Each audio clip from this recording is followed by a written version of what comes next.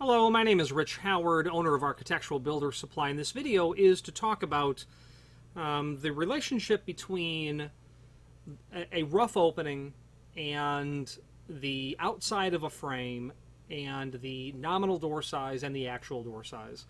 Those are four components, and in fact they all need to be, ultimately, if you spend time in the world of doors, either distributing them, manufacturing them, installing them, an understanding of the relationship of all of those components is something that having a command over will greatly benefit you, in fact, and also probably help eliminate mistakes, errors, big problems. So you can approach this discussion from one side or from the other side, but generally you start in one area. What's the masonry opening, or what's the rough opening? It can be masonry, it can be partition, whatever it is. And then you deduce from there all of the other sizes. So currently, you might say to yourself, well, I have a door that's 3070, of course the most common size of door. And when someone says 3070, assuming that they understand 3/7 equals inch, feet plus inch, 3 plus 0 inch equals 36, if you understand that relationship. When we say 3070, and the wood door industry is no different, the fiberglass industry is no different, the aluminum storefront industry is no different, but it's understanding how all of these things come together. Rough opening, outside of the frame, nominal size, actual size. If you understand, when you work towards understanding how all of that works together, then you eliminate from the conversation any possibility that you're ordering the wrong material. Now, everyone has their own perspective. I'm a distributor. I've also manufactured doors. I've also installed doors. But I approach it really from the perspective of a distributor's perspective, meaning I can tell you the nominal size, I can tell you the actual size, I can tell you the outside of the frame size, but telling you what the masonry or rough opening needs to be, sometimes I can't. I can always tell you what I would make it, but that doesn't mean what it should be made to. The most common example, naturally, is you have a hole in a wall, or you've got a door and frame, and you're gonna get the 12-inch diamond tip saw, and you're gonna cut that out. You're gonna move all that out, and you're gonna put some new stuff in. So, in that sort of scenario, I find approaching it from what's my rough opening size is how I will then deduce what my nominal door size will be. Let's define actual door size. There's four components: actual, nominal, OD of frame, rough opening. The actual size is what it measures when you actually measure it. What the tape measure says, that's the actual size. Okay? Don't order it that way, because we order doors as nominal size. The nominal size happens to be equal to the inside frame dimension. So on a 3070, you can have a 3070 door. That's going to be 36 by 84, the inside of the frame. That's also the nominal size. Your actual size, though, it could be 35 3/4 by 83 1/8. It could be 35 9/16 by 82 1/4. It could be 35 13/16 beveled on both styles and 83 3/8. It can be anything. There are standards, so typical hollow metal, if it's square-edged, will be 35 3/4 by 83 1/8.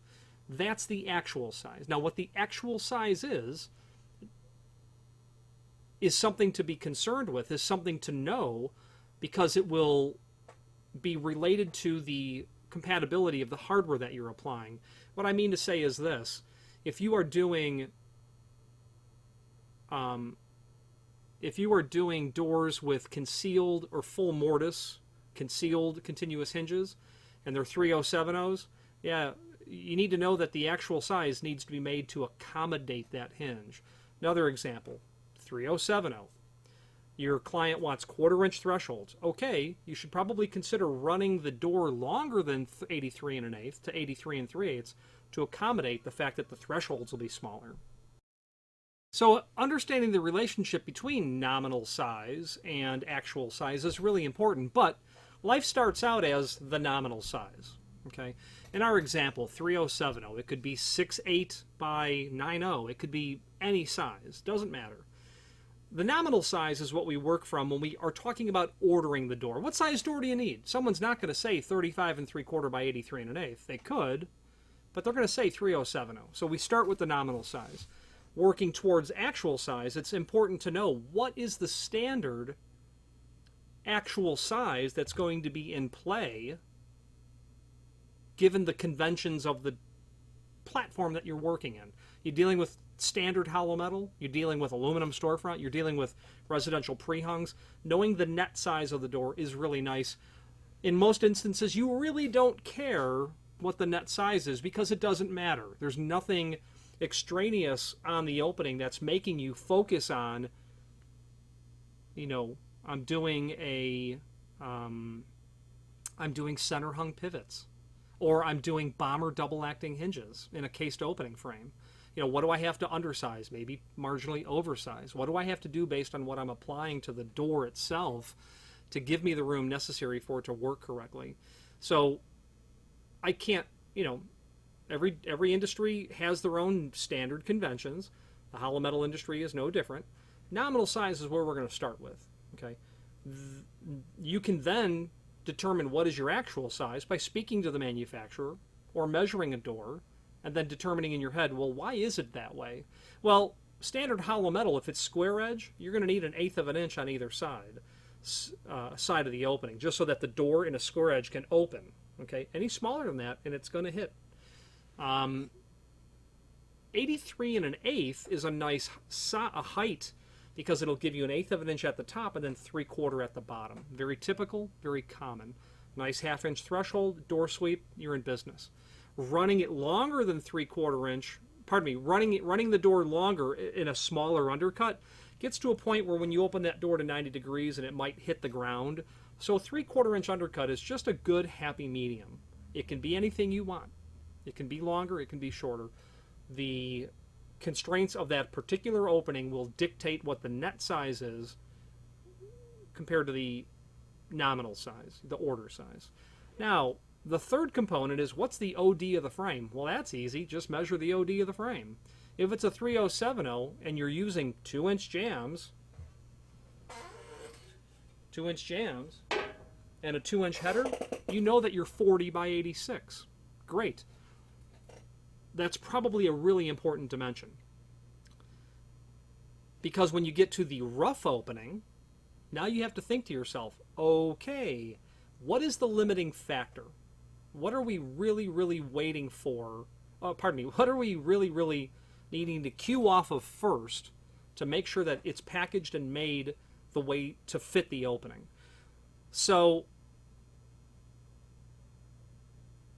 the approach is, next is the frame, is the wall already up? Is there a hole in the wall, or is the wall not built? If the wall's not built, you really don't care about the rough opening because there is no rough opening. You're going to supply your frames to the job, and the mason will bring the wall up to the frame and around it.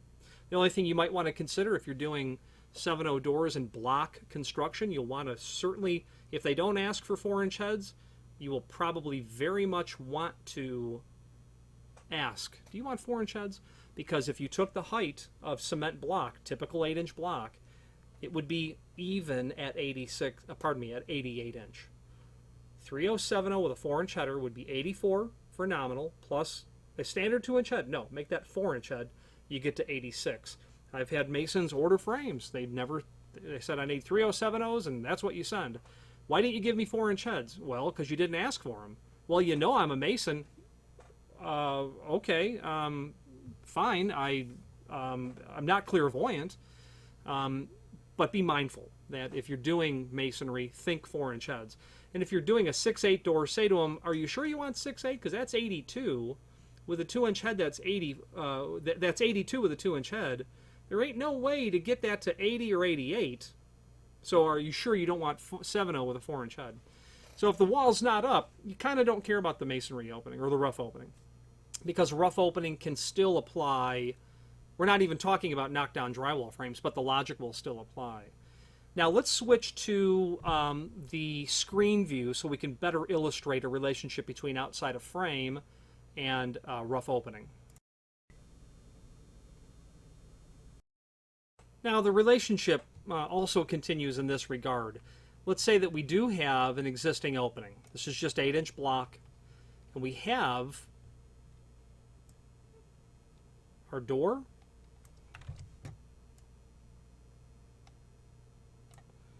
We have our frame.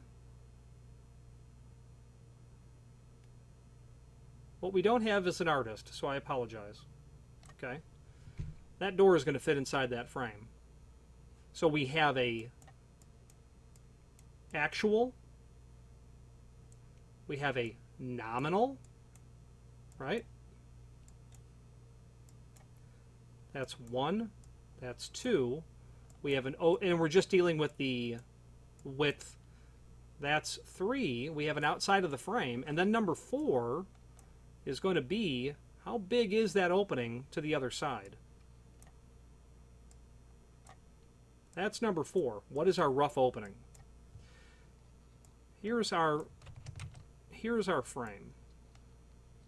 5 3/4 jam depth. Can be any jam depth you want. And very often what you're going to find is, well, we'll get to that in a moment. Number 4 is going to be this. Number 3 is going to be the OD. What is it from here to the other side? Number 4 is going to be, what margin do you want to have between the back of the frame and the wall? Meaning, when you take a welded frame and you put it in place, you need to be able to shim that frame so that it's 4 things: plumb, true, level, and square. You have to have all 4 of those things. The logic is, and as I was told many years ago, you can't fit 10 pounds of sausage in a 10-pound bag. It won't fit. You can't have 2 things that reside in the identical space at the same time.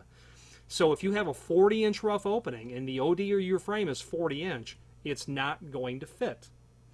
Can you coerce it to fit with a mallet? You can. You're going to damage the frame, the wall, and bend things, and it's not going to fit right. Now, this is the part where I say, I can tell you easily 1, 2, and 3, but number 4, because I'm a distributor and not an installer, that conversation needs to come into play with the installer. And the reason is the experience and the expertise of the installer will define how much margin they want there. If there's no definition, if there's no statement as to what they want that shim space to be, my standard is a 1/4 inch. Okay? So if the OD of the frame is 40-inch, I would really want a rough opening of 40.5.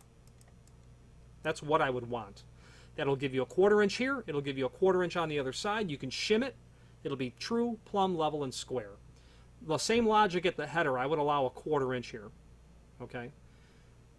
So, understanding all of these 4 components are really important to getting a proper installation. Now, if the wall's not already up, you don't care about 4. If the wall is already up, you don't care about 1 at all. What I mean is, customer says, I need to put in a door and a frame. Okay, great. What size? Well, give me 3070. And then you go to learn that it's an existing opening. Then you put the brakes. You pull the handbrake and you say, okay, let's talk about that. What is the rough opening? I don't know. I didn't measure that. Well, we have to measure that. We have to know. Let's say that the guy calls and says he needs it, and he's got an opening of, it's like 40 1/8. 40 1/8 of an inch. Now, I would explain to the client that a 3070 is going to have an OD of 40-inch. And I will say to him, do you believe that you'll be able to install that frame in that opening? And I would then say, it's not industry standard that you should be able to, because while it will theoretically fit in the space, you won't have enough potential to make it true, plumb, level, and square. Okay? Industry standard, what I would like to see and what has worked for me for decades, is that 1/4 inch here and that 1/4 inch here. I would tell the client, I realize you can't, but can you make that opening 40.5? They'll say, no way, I can't. It's glazed block on one side, blah, blah, blah. Okay, you can't change the opening. That is perfectly understandable. What my answer to that would be, okay, then you need a door and frame that's made smaller. Okay? How you go about accomplishing that is very much open to just simply your imagination. And here's what I mean. You could take that frame, and rather than use 2-inch jambs, well, what if you just used 1 3/4 jambs? So now the OD of the frame is 39.5. Okay? 1 3/4 and 1 3/4 plus 36 is 39.5. That will be a little bit heavy than what you need, but there are distributors who will stock profiles 1.5 inches. Back in the old days, I used to stock 1 inch, 1 1/4, 1.5 inches, 1 3/4, and 2 inch all the time, and then 4 inch as well, because with 4 inch I could make it anything I wanted, because I use those jamb sizes interchangeably to help my client get to that and preserve using a standard size door. I preferred to play with this dimension from 2 inch rather than play with the door size, the actual door size, because now you're dealing with a custom door. Okay, so being creative here. Now the downside of that is sometimes you're going to have, if you have a 2-inch header and you're only dealing with 1.5 inch jamb, you're going to have to cut that header down because it's simply too long. Okay, it's not going to work right. But that's just shop work. So the creative approach of how to solve the problem is best illustrated by, how do you solve the problem? Now, a lot of people aren't going to stock 1 1/4, 1.5 inch, 1 3/4, 2-inch jambs in all those sizes. And you might be relegated to, okay, I've got 2-inch jambs, we're going to have to get you a custom sized door, where you're going to literally, it won't be 39 3/4, it's going to be 39 3/8 if you're trying to pick up 3/8 of an inch. So you're going to have a custom sized door because this is going to be a custom size. Okay, everything will get smaller because it's predicated on number 4, on what your masonry opening is. So certainly the first question to ask is the wall already up? If the answer is no, then you have a different conversation. Then you just talk about nominal door size. If the answer is yes, then you work from 4 to 3 to 2 to 1 based on what that size of that hole is. How big is the opening? Because that is absolutely going to be the defining characteristic of what it is that you are fitting into. Okay, what's that rough opening size? Okay, and 1/4 inch is standard, industry standard for that. Now, I'd like to show you another resource. Another resource is steeldoor.org, Steel Door Institute, SDI, steeldoor.org. And this is a tremendous resource when it comes to the governing group that publishes guidance for the installation of hollow metal doors and frames. So there are standards, and all these standards are really great. There is not a single standard that I cannot recommend be reviewed. Some of them will be less appropriate. If you live in Illinois, windstorm products probably don't affect you much. If you live in Florida, this will affect you on every sale. When you get into selection and usage guide, that is hugely valuable because it gives the it gives us the definitions by which all hollow metal manufacturers, certainly those that are members of SDI, use a common language. Masonry construction. And this really dovetails into what we're talking about. Okay? Clearly the conversation about installing frames and masonry walls is far more detailed. What if you're wrapping the wall? That's a different conversation. Okay? Tolerances. Talks about our nominal and actual sizes. Certainly. So that's a tremendous resource. This is a great resource because it also helps solve a problem of needing to shim a door as well, correcting a problem in the field. Recommended details.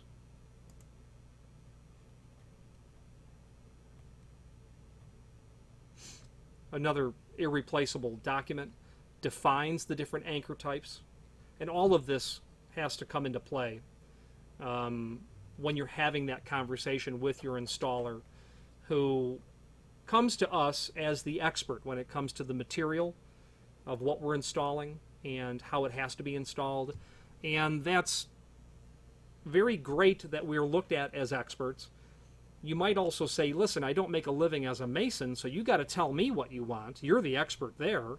But understanding their job will absolutely separate you from everyone else when you can tell the guy who's expert in his industry what he needs. Okay? You keep him happily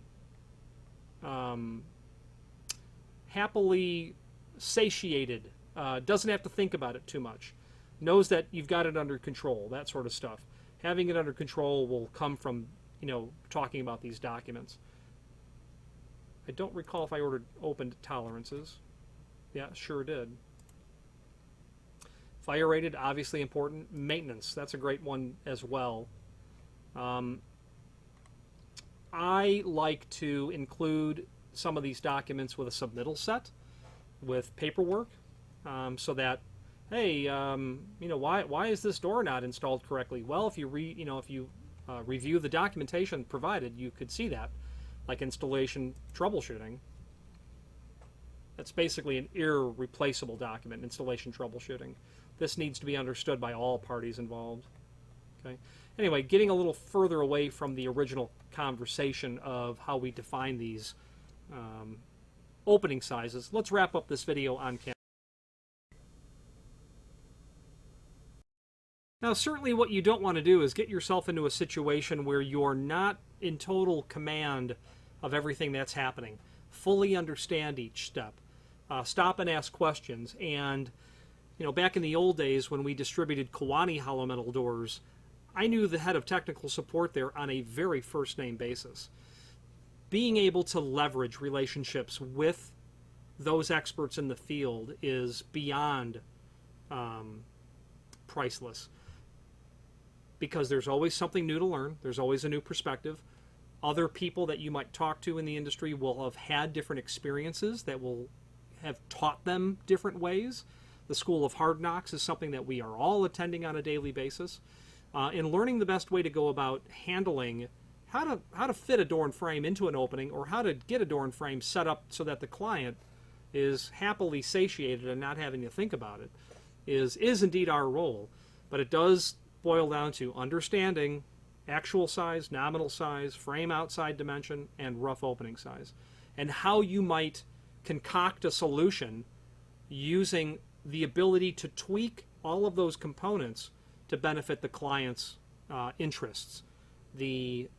What the opening calls for, okay, what the end user requires, what the application requires. What should you be doing? You've got a door that is going to get hit 4 million cycles in the first year and a half. Mason wants to bolt that to the wall. I'm thinking the conversation is, no, you need to T-anchor that to the wall. Grout filled, 14 gauge frame, 16 gauge door at a minimum. So understanding how it all comes together is part and parcel of being an industry expert. And it starts with understanding how to put together basic dimensional sizes. If you have any questions on any of that, I would be thrilled to participate in the conversation. Rich Howard, owner of Architectural Builders. Thank you.